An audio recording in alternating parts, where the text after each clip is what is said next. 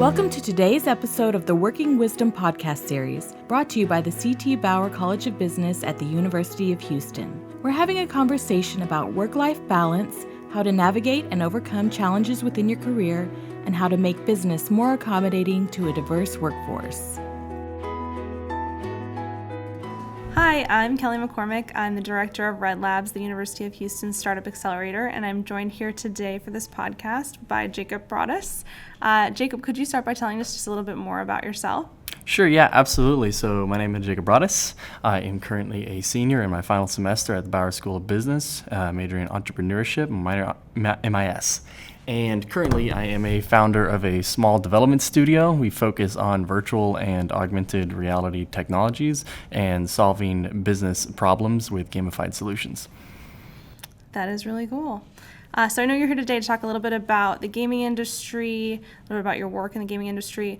So could you actually just start by telling us what is the gaming industry all encompass? Because I know when we first talked about it, I had a very incorrect assumption about what is gaming industry. And you opened my eyes a little bit to all that it entails. So could you tell us a little bit more about that? Sure. Yeah, absolutely. So gaming is so much more than just the kind of front end, the video games that you see and that people play. That ultimately is the end result, but there's so much more going on behind the scenes that make that possible. One, you have the hardware itself, which is the things that build the computers, that build the consoles, all the R&D that goes towards not just advancing the levels of games that we've seen throughout the last couple of decades, but advancing the computer hardware, whether it be like better GPUs, better CPUs, better RAM, and just making everything faster, better, bigger, stronger, more efficient, and which it ultimately not only enables us to build better games, but build better computers and build better processes along the way.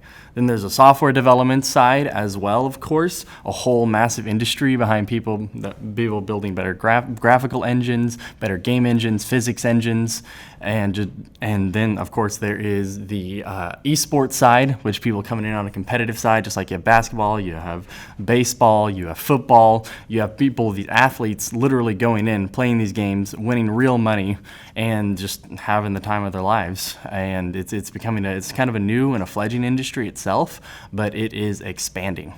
And then you have what's colloquially and what's being known as serious games, which you have these games, they're built with a lot of the same concepts as regular video games. They're made to be fun, they're made with kind of addicting aspects in mind, but they're out there to solve problems. And whether it be solving problems in healthcare or whether it be solving problems in kind of more traditional business applications, it's employing the same kind of factors and scope of what makes a regular video game, and it's being used to solve issues in kind of everyday life. Very cool. So I know you told us a little bit about your background in entrepreneurship and MIS, but how did you actually get involved with the gaming industry? Sure. So I guess I started developing games and learning how to develop games myself during my sophomore year. I was just sitting in class one day and I figured, hey, I kind of want to, I'm bored. I want to try and make something, and I want to try and maybe start developing a game and learn how to develop games. So I hopped on YouTube and I downloaded this game engine called the Unity engine, which is basically this kind of all-encompassing tool for building video games. And I started typing away. I started programming. And then as then senior at the time at the Wolf Center, I was going to classes and I talked to him and we shared a similar interest in virtual reality, Jonathan Avila. And so he basically said, hey, I'm starting this startup. We're applying for Accelerator Red Labs, and would you like to, you might have heard of it, would you like to maybe hop on? We need more game developers. And because ultimately we're building games for healthcare. And I'm like, sure, yeah, that sounds awesome. That sounds amazing. And so then through that process, we had a startup, now no longer active. It was Core Simulations. We had kind of gone through the lean startup methodology, and throughout, I was both kind of this technology business mix where I was doing a lot of the business side and I was kind of translating that over to the technology side, where I was a developer but not nearly as skilled as some of the other people on our team. And so that's kind of how I got started with gaming. It's actually on the kind of development side, and then I've been able to take what I've been learning in Bauer and especially the entrepreneurship program and apply that on the business side as well.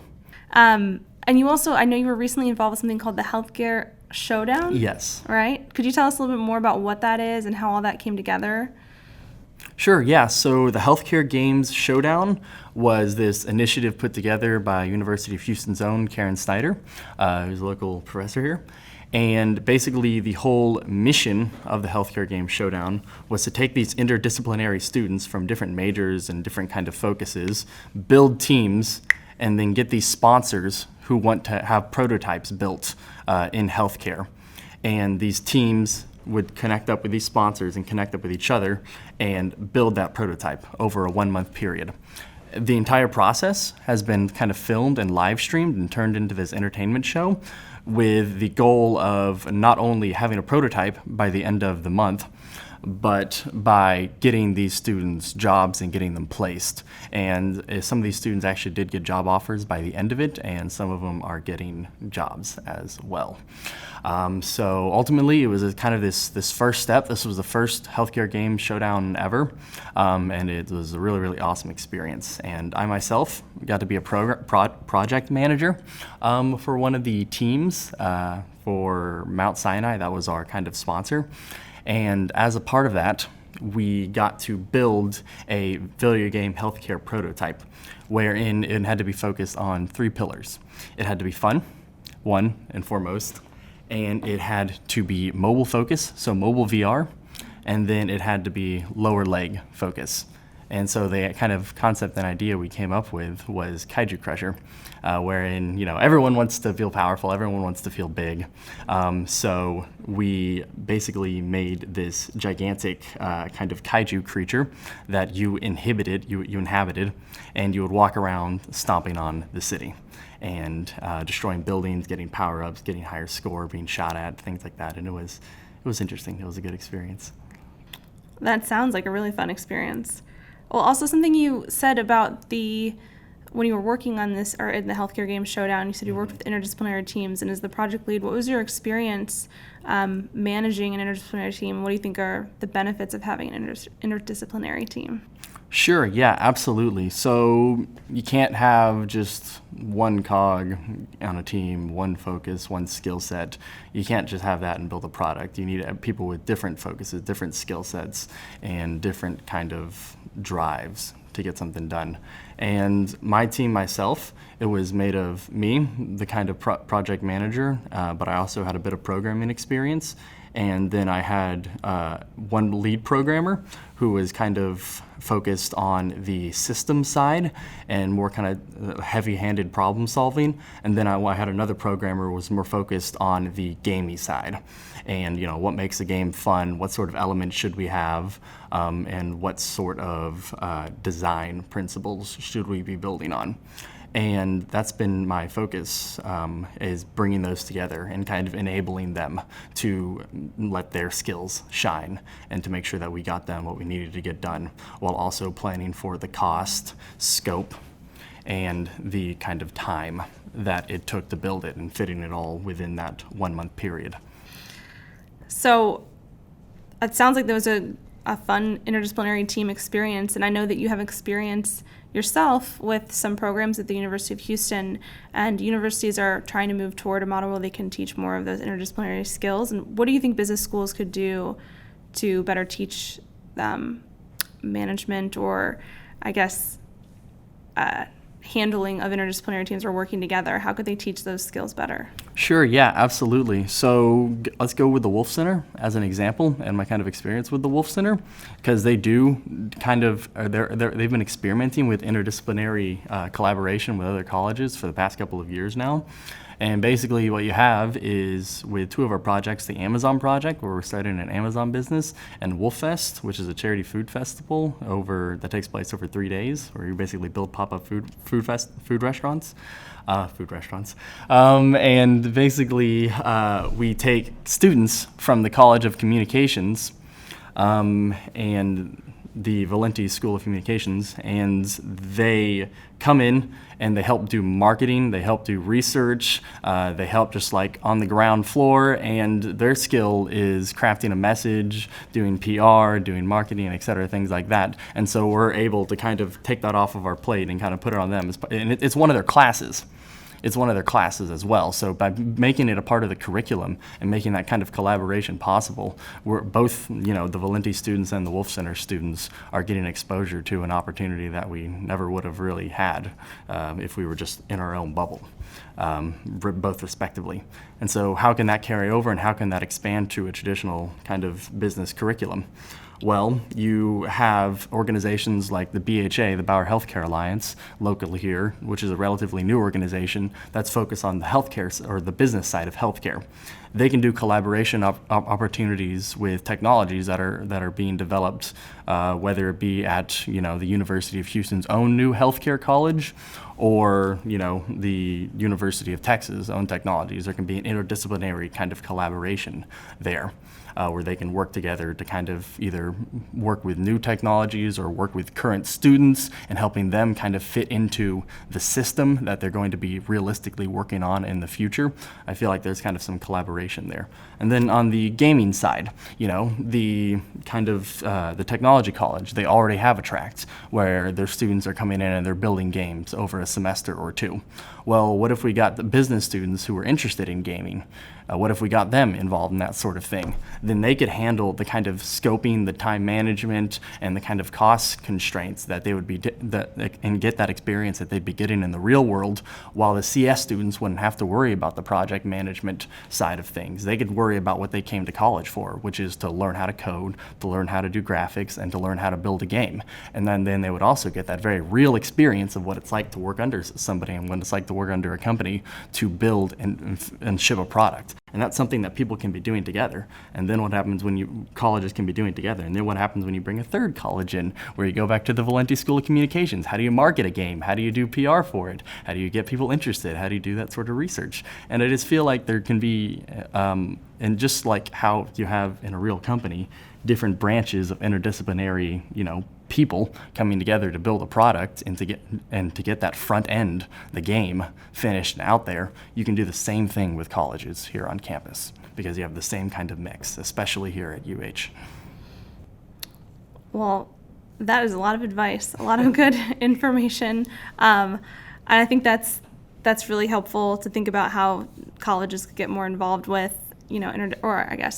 how one could learn skills for interdisciplinary team building and management. But you did mention at the end, you were talking about how people could get more involved with gaming. And since gaming has become so popular, do you think there's anything else as a school we could potentially, do to get more students involved with gaming? Sure, yeah, absolutely. So, fact of the matter, a lot of people come to college to get a job at the end of it. Like, that's just something, an expectation that they have coming in. Whether that expectation fits with the reality or not is up for debate. I feel like part of the responsibility is on the colleges to get companies interested and to get companies out and in the face of the students as well. You see Bauer does a really, really good job of that with the career fair. But one thing you notice when you go to these career fairs, I've only seen maybe one or two game studios here at the Bauer Career Fairs looking and hiring for business students. And Bauer could be doing a better job on the part of the school to kind of reach out and get game studios and get other game-related businesses out here.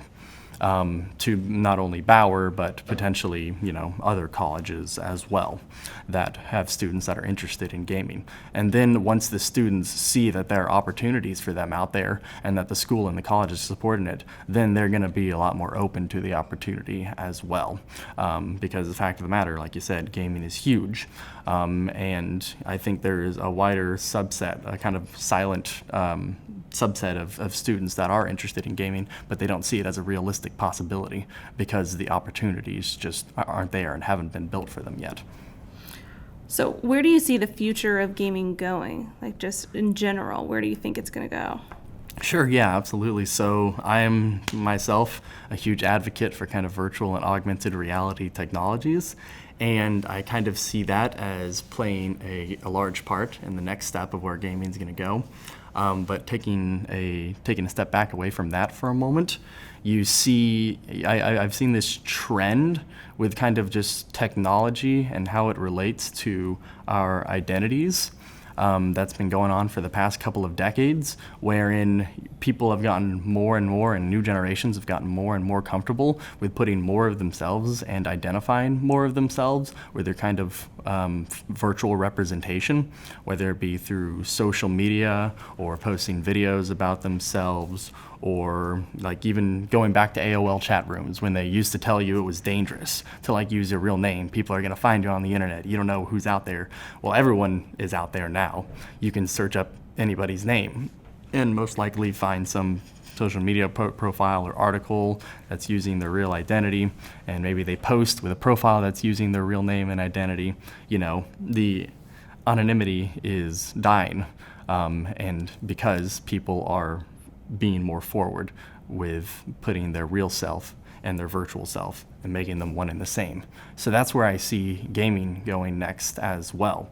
We're going to be putting more of ourselves into the game, into the online, into the virtual world, and whether it be through a technology like virtual reality or some other kind of unknown kind of factor, that's where I see it going in the future. More the kind of melding of the game and identity.